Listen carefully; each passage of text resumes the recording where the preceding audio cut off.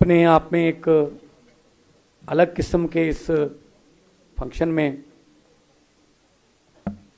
हम सब के शिक्षा में, हेल्थ में, इंफ्रास्ट्रक्चर में और समाज की दुश्वारियों को दूर करने के लिए हमारे मेंटर, नेशनल कन्वीनर ऑफ आम आदमी पार्टी श्री अरविंद केजरीवाल जी, इनको क्रांतिकारी मुख्यमंत्री के तौर पर भी जाना जाता है, बिल्कुल उनके दाएं बैठे हैं। और हमारे यहाँ कहा भी यही जानता जो सबसे नज़दीक हो कि मेरा सज्जा हाथ है, उनके बिल्कुल दाएं बैठे हैं क्रांतिकारी शिक्षा मंत्री श्री मनीष सिसोदिया जी, और पंजाब के यंग एजुकेशन मिनिस्टर जिनमें जुनून है, जोश है कुछ करने का, हरजोत बैंस जी, दिल्ली सरकार के एजुकेशन डिपार्टमेंट के सभी अधिकारीगण, पंजाब सरकार के सभी अधिकारीगण और सभी प्रिंसिपल्स और दिल्ली सरकार के जो मेंटर टीचर्स यहाँ बैठे हैं, सबको मेरी तरफ से नमस्कार, सत श्री अकाल। सत श्री अकाल सर।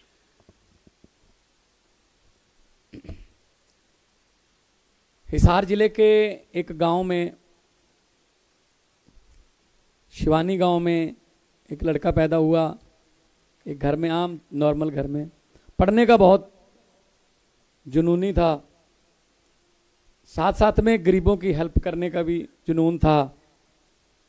आमतौर पे पेरेंट्स का होता है कि मेरा बच्चा बड़ा होकर अफसर बने, तो अफसरी के एग्ज़ाम दिए, उसका रिजल्ट आने में थोड़ा टाइम लगता है, यूपीएससी का रिजल्ट आने में। तो इन द मीन टाइम जो जुनून गरीबों की झुग्गी झोपड़ियों में जाके गरीबी को बहुत नज़दीक से देखने का, वो पूरा करने का फैसला किया। In the mean time result आ गया, वो चुने गए, आईआरएस ऑफिसर के तौर पे चुने गए। अब घर पे नहीं थे, रिजल्ट तो आ गया लेकिन खुद वो घर पे नहीं थे, तो रिश्तेदारों से इधर उधर से पूछा गया कहाँ हैं, तो लगभग महीने से ज़्यादा लग गया उनको ये बताने के लिए तुम अफसर बन चुके हो, घर आ जाओ। That was Arvind Kejriwal. Mother Teresa के जो उनके गरीबों के जो कैंप होते थे उनमें जाके सेवा करने में लग गए। उसके बाद अफसर तो बन गए, लेकिन दिल में देश में शिक्षा की क्रांति, देश में हेल्थ की क्रांति, देश को नंबर बनाने का जुनून था। इनकम टैक्स कमिश्नर बन गए। इनकम टैक्स ऑफिस का पीएनवी जो है वो भी मतलब बड़ी पोजीशन माना जाता है, बहुत बड़ी पोजीशन माना जाता है, यहाँ इनकम टैक्स के कुछ अफसर भी बैठे होंगे। लेकिन उन्होंने क्या किया,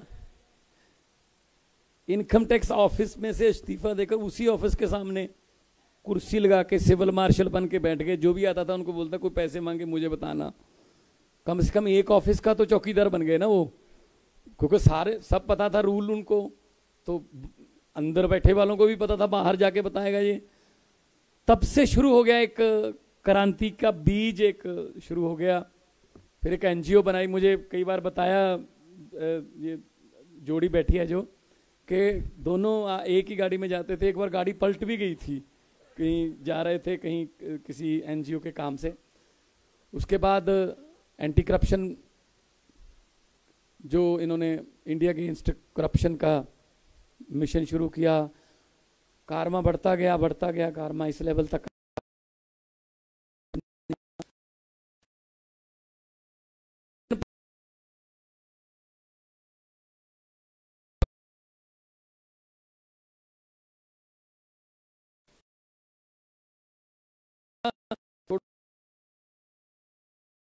करेंगे नहीं, 90% खराब है, 10% तो ठीक है, हम 10 को 90 में कन्वर्ट कर सकते हैं। मनीष जी की ड्यूटी लगी, डिसीजन लेते गए। एक बात मैं भी अपने एक्सपीरियंस से कह सकता हूं कि जब भी कोई नई चीज करता है कोई आदमी, पहले उसका विरोध होता है। दुनिया की सबसे पहली रेलगाड़ी और सबसे पहले जहाज का विरोध हुआ था कि ऐसे हवा में कैसे उड़ जाएंगे, ऐसे लोहे की पटरी पर कैसे चले जाएंगे? पहले विरोध होता है, फिर एक्सेप्ट करते हैं, फिर जेलसी करने लगते हैं, उसका विरोध करने लगते हैं, फिर दोबारा। यही हो रहा है। पहले विरोध हुआ, फिर एक्सेप्ट कर लिया, स्कूल बन गए, अब कह रहे स्कूल क्यों बना दिए? तो लेकिन ये चैलेंजेस जो हैं ये वही आदमी ले सकते हैं जिनके दिल में जुनून हो और जिनको परमात्मा ने इतनी बुद्धि, इतना बल बख्शा हो कि किसी के जीवन में कोई चेंज ला सके। भाई, आज के ज़माने में भाई का कत्ल कर रहा है, पैसे की दुनिया हो गई, लंबी दौड़ है, मंजिल कोई नहीं है, जिधर पड़ोसी भाग रहा है उधर ही हम भाग रहे हैं। मेरा एक शेर है, वो आदमी बहुत दुखी है जिसका पड़ोसी सुखी है। हम अपने दुखों से उतना दुखी नहीं जितना उसके सुखों से होते हैं। तो हम ये नहीं सोचते अगर पड़ोसी कार ले ले कि हम भी मेहनत करके इससे बड़ी कार लेंगे। हम ये सोचते कोई बात नहीं, हॉर्न मार के जाता है, किसी न किसी दिन स्क्रैच पा देंगे इसकी कार पे। स्क्रैच डाल भी देते हैं हम, हमारे कला है। लेकिन तरक्की तब होगी जब दोनों पड़ोसी कारों वाले हो जाएंगे। दूसरे की कार खराब नहीं करनी, अपनी कार बड़ी करनी है। तो एक टीचर का बेटा हूं मैं भी। पिताजी मेरे MA BSc BEd science master थे। उन लगभग जहाँ जहाँ उन्होंने पढ़ाया, मैं भी गांव के आसपास ही रहती थी ड्यूटी, मैं भी उन्हीं स्कूलों में पढ़ा हूँ। तो टीचर का दर्द भी मुझे पता है। आपने तो सर वो दर्द पे बहुत अच्छी मरहम लगा दिया है, अभी हमें लगानी है। आपने तो कर दिया ये काम कि टीचर जो है दिल्ली का, वो टीचिंग के सिवा और कोई काम नहीं करेगा। हमारे यहाँ उल्टा है, टीचिंग के साथ बाकी सारी काम टीचरों से लेते हैं सर। मतगणना करवानी है, वोट डलवाने हैं। अभी तो कोरोना के समय उनको मतलब बॉर्डर पे भी ड्यूटी लगा दी थी हरियाणा वाले पे कि आपने चेक करना है कौन कोरोना वाला आ रहा है। मतलब हर बात पे हम भी यही करने वाले हैं अभी पंजाब में कि टीचर जो है पंजाब के, वो टीचिंग के अलावा और कोई काम नहीं करेंगे, सिर्फ टीचिंग। अभी सेंसस आ रहा है देश का, तो हमारे पास एक लेटर आया था कि 68,000 टीचर चाहिए। हमने कहा जी हम स्कूलों में कौन भेजेंगे फिर? तो कहते फिर हम काम कैसे करेंगे? हमने कहा जी MA BSc MTech बहुत से लड़के लड़कियां आपको दे देंगे, 2 महीने ट्रेनिंग देके उनसे 4 महीने काम कराओ, उनका भी रेज्यूमे बनेगा कि हमने दुनिया की सबसे बड़ी डेमोक्रेसी में हमने सेंसस में जनगणना में हिस्सा लिया हुआ है, तो काम भी मिलेगा उनको। लेकिन स्कूल खाली नहीं करेंगे हम इस बात के लिए कि टीचर को कोई और काम मिल रहा है। तो इस क्रांति के लिए मैं श्रेय देता हूं अरविंद जी को, जिन्होंने, क्योंकि हमारे पूर्व राष्ट्रपति अब्दुल कलाम जी ने कहा कि सपने वो नहीं होते जो नींद में आते हैं, सपने वो होते हैं जो आपको सोने नहीं देते। तो देश को नंबर 1 बनाने का सपना, शिक्षा में नंबर 1 बनाने का सपना, हेल्थ में नंबर 1 बनाने का सपना, इंफ्रास्ट्रक्चर में नंबर 1 बनाने का सपना, जो देश को, वो अरविंद जी को और उनकी टीम को सोने नहीं देते। क्योंकि बहुत लेट हैं, 70 साल लेट हैं। सिंगापुर बाद में याद हुआ था, वहाँ से ट्रेनिंग लेके आ रहे हैं।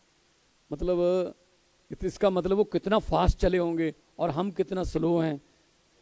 और सबसे बड़ी बात यह है कि इनको शिक्षा के बारे में पता है कि शिक्षा का स्तर क्या होना चाहिए, किस लेवल के जो एग्जाम इन्होंने पास किए हैं। वरना हमारे यहाँ वो नेता भी हैं जिन्होंने खुद जिंदगी में कोई एग्जाम नहीं दिया, लेकिन एग्जाम देने की ट्रेनिंग देते हैं घंटा घंटा, 1.5 घंटा।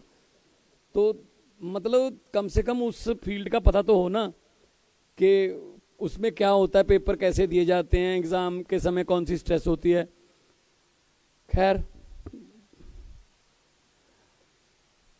उसैन बोल्ट का नाम सुना होगा आपने, बड़ी अच्छी एग्जाम्पल है। बहुत तेज धावक था, बहुत तेज दौड़ाक था, दुनिया में रिकॉर्ड तोड़े उसने। उसको एक दिन इंटरव्यू किया गया कि आपके कोच कभी देखे नहीं गए ग्राउंड में, स्टेडियम में। कहते जी मेरे कोच को आने नहीं देते। कहते क्यों? कहते पता नहीं क्यों, मेरे कोच का वो नहीं बनाते आई कार्ड, तो कोच आ ही नहीं सकते। कहते ऐसा क्यों? इतने तू तो वर्ल्ड रिकॉर्ड होल्डर हो, 100 मीटर में, 200 में, 400 में, आपके कोच को क्यों नहीं आने देते? कहते पता नहीं क्यों नहीं आने देते कोच को मेरे को। कहते क्या नाम है कोच का? नाम बताइए, हम एफर्ट करते हैं। ये तो बहुत ही बड़ी मिस्टेक है इंडियन इंटरनेशनल ओलंपिक एसोसिएशन की। उसने कहा जी जमैका में पला हूँ, गाँव में जंगल था, तो मजबूरी में शिकार करके लाते थे खाना खाने के लिए, तो चीते पीछे पड़ जाते थे। चीते से बचने के लिए भागते थे, अगर एक स्टेप भी इधर उधर हो गया चीता बिल्कुल पास ही आ रहा है। जिनके चीते कोच हों उनको कोई हरा सकता है? उनको कोई हरा सकता है जिसकी कोचिंग चीते ने दी हो, जिसको मजबूरी में चीते से बचने के लिए भागना है। और पेड़ भी हैं, सब कुछ है, उनको सबको हर्डल्स को पार करना है, तब बच जाओगे। जिंदगी के लिए भागना है। तो मैं भी ऐसे उम्मीद करता हूं कि हमारे जो टीचर्स हैं वो एक ऐसे कोच हों कि वो बच्चों को, मतलब उसैन बोल्ट भी बनाएं, वो बच्चों को, उनमें से कल्पना चावला भी निकले, उनमें से बड़े बड़े साइंटिस्ट, बड़े बड़े डॉक्टर, बड़े बड़े प्लेयर निकलें आपके पढ़ाए हुए। और सबसे बड़ी बात यह है, आज मैं अरविंद जी का चेहरा देख रहा हूँ, बहुत खुश नजर आ रहे हैं। ऐसी लाली इनके चेहरे पर तभी आती है कि जब उनका कोई काम हो गया हो, कि मैं दिल से ये चाहता था ये काम हो गया। क्योंकि जब भी कोई पेड़ छांव देने लगता है, छाया देने लगता है, या कोई पेड़ फल, या कोई पौधा फूल देने लगता है, सबसे ज्यादा खुशी उसके माली को होती है जिसने वो सींचा होता है। तो आज एक माली के सामने उनके लगाए हुए कितने पेड़ जो हैं वो फल, छांव और फूल जो हैं रंग बिरंगे खिल रहे हैं। तो सर थैंक्स ए लॉट कि आपने हमें ये मौका दिया कि आपने लेट शुरू किया था 2015 में, लेकिन आपने हमें जल्दी शुरू करने का अवसर दिया। और आपने तो ये भी वहाँ मोहल्ला क्लिनिक का जब करने आए थे 27 जनवरी को, तो आपने कहा था कि हमने तो पहले 100 ही बहुत मुश्किल से बनाए थे, लेकिन हमने 5-6 महीने में 500 मोहल्ला क्लिनिक हमने जो है बना रखे हैं। तो क्योंकि यहाँ की जो डिफ़िकल्टीज थी वो पंजाब में नहीं आएंगी, क्योंकि इनके पास एक्सपीरियंस है कि ऐसा करोगे तो ऐसा हुआ था दिल्ली में, इसलिए हम सीधा वहीं से शुरू करें जैसा ठीक हो गया था।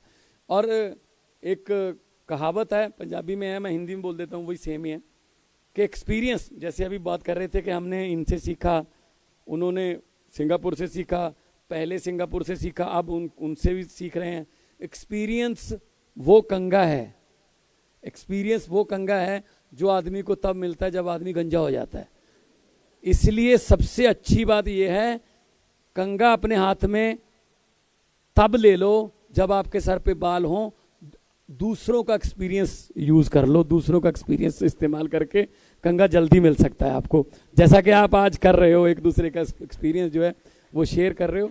नॉलेज शेयरिंग में दिल्ली और पंजाब का हमारा एग्रीमेंट हुआ था, वो यही था, जैसा कि बताया गया कि ऐसे एक्सचेंज प्रोग्राम जो है चलने चाहिए, वोकेशनल ट्रिप्स होने चाहिए, छुट्टियों में आ जाएं, हमारे टीचर यहाँ आ जाएं, आपके वहाँ आ जाएं, और मतलब हमें रिजल्ट चाहिए। जब रिजल्ट आए तो पता चले कि हमारा मुकाबला आपस में ही है कि 99.7% आता है सर, तो हम 99.89 की तरफ जो है हमारा गोल रहेगा। तो जितने भी हमारे प्रिंसिपल्स 36 प्रिंसिपल जो सिंगापुर होके आए हैं, मुझे लगता है कि वो एक एनर्जी से भर के, एक पॉजिटिव एनर्जी से मतलब भरे हुए और जोश के साथ भरे हुए, एज पंजाबीज आर नोन जोशीले and we are global citizens. एक ही स्टेट है सर पंजाब जिसकी फ्रेंचाइज हैं। वैनकूवर में भी एक पंजाब है, टोरंटो में एक पंजाब है, एडमिंटन कैलगरी में पंजाब है, सैन फ्रांसिस्को में पंजाब है, न्यूयॉर्क में पंजाब है, मेलबर्न में पंजाब है, सिडनी में पंजाब है, सिंगापुर में भी गुरुद्वारा साहब देखा होगा पंजाब है। तो हम तो जहाँ जाते हैं वहाँ अपना छाप छोड़ते हैं। तो इसलिए पंजाबीज जो हैं वो अपनी हॉस्पिटलिटी के लिए और हार्ड वर्किंग के लिए भी जाने जाते हैं। मुझे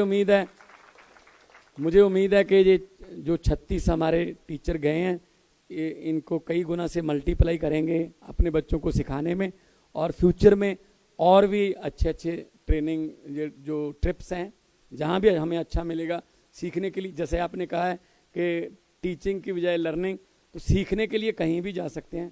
तो मैं यही कहूँगा कि ये देश जो है ये रंग बिरंगे फूलों का देश है। गुलदस्ता कभी भी एक रंग का नहीं होता। अगर एक रंग के फूल हैं, गुलदस्ते को 2 दिन से ज़्यादा आप देख नहीं पाओगे। उसको देखते ही इसीलिए हैं क्योंकि उसके रंग बिरंगे फूल हैं, हर फूल का अपना रंग है।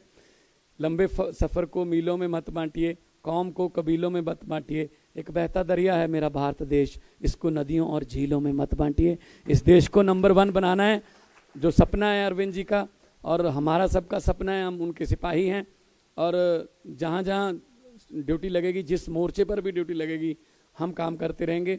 हम कोई भी हम 4 बैठे हैं, वो वकील LLB हैं, सर IAS अफसर, IRS ऑफिसर, ये ZTV में बहुत बड़े पत्रकार थे, मैं कलाकार था। हमें क्या ज़रूरत पड़ गई थी इधर आने की, लेकिन दिल में एक जुनून था कि दुनिया में आते हैं लोग, चले जाते हैं, लेकिन कुछ ना कुछ करके जाएं देश के लिए, किसी की ज़िंदगी बदल दें, तो इससे बड़ा पुण्य कोई नहीं होगा। तो आपके पास तो बहुत मौका है। You are known as nation builder, कौम के निर्माता के तौर पे आपको माना जाता है। और सचमुच में जब लेट 50s में सर जवाहरलाल नेहरू जब प्रधानमंत्री बने इलेक्शन के बाद, पहले तो इलेक्शन नहीं हुई थी, फिर इलेक्शन के बाद जब बने तो सिंगापुर में कोई वर्ल्ड लेवल की कॉन्फ्रेंस थी, तो सिंगापुर की वो नेशनलिटी और वो बात कर रहे थे कि हाँ देशभक्ति इतनी है। तो जवाहरलाल नेहरू जी ने कहा जी मैंने इतने सड़कें बना दी, इतने पुल बना दिए। तो सिंगापुर के जो किंग थे उन्होंने कहा जी मैंने तो कौम बना दी, बाकी सब कुछ ही अपना खुद बना लेंगे। सो आप बच्चों को इतना टैलेंटेड कर दो कि वो अपने सब कुछ अपने आप कर लेंगे, उनको कोई बेरोजगार या रोजगार दफ्तर में नाम लिखाने की ज़रूरत नहीं पड़ेगी। बहुत बहुत धन्यवाद, बहुत बहुत मुबारकबाद, बहुत बहुत मेहरबानी और hope for the long association with Delhi teachers mentors. तो मिलते रहेंगे। लोगों को अक्सर कहते सुना है जिंदा रहे तो फिर मिलेंगे, लेकिन इस दिल ने कहा है मिलते रहे तो जिंदा रहेंगे। Thank you.